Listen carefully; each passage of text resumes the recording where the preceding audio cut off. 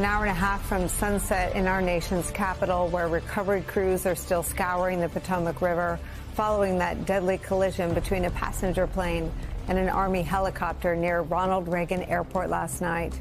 Earlier today, officials confirmed what many have feared, that none of the 64 people aboard the plane nor any of the 3 people aboard the helicopter survived.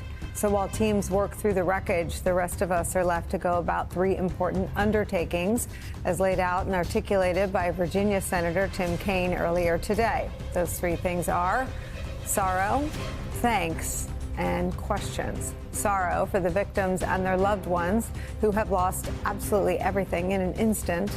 Thanks and gratitude for rescue and recovery crews who have worked tirelessly in frigid waters and conditions.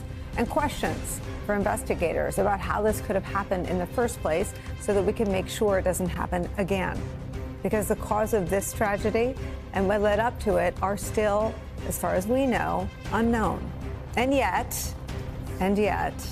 from the most powerful podium in the world, the White House briefing room earlier today, Donald Trump, the new president, citing 0 evidence or facts, placed blame squarely at the feet of previous presidential administrations and programs having to do with diversity, equity, and inclusion, DEI. Watch. I changed the Obama standards from very mediocre at best to extraordinary. I put safety first. Obama, Biden, and the Democrats put policy first. And they put politics at a level that nobody's ever seen. They put a big push to put diversity into the FAA's program. They actually came out with a directive to white. And we want the people that are competent. How you can come to the conclusion right now that diversity had something to do with this crash? Because I have common sense, okay? And unfortunately, a lot of people don't. We'll let our viewers decide who's turning to politics today. Again, those comments were made without providing any evidence for them. And in the midst of a horrific tragedy, the worst aviation disaster in decades, and an ongoing search for answers. That answer from Donald Trump standing in stark contrast to the responses from investigators who fielded questions about the collision today.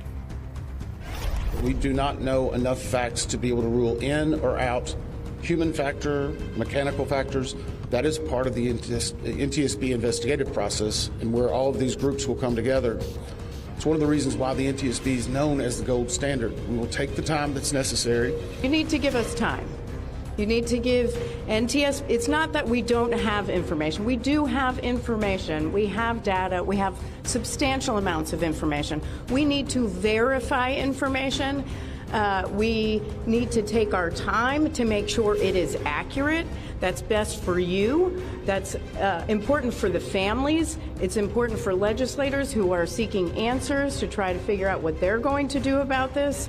And so it will take time. We do have a lot of information, but we need some time to verify that.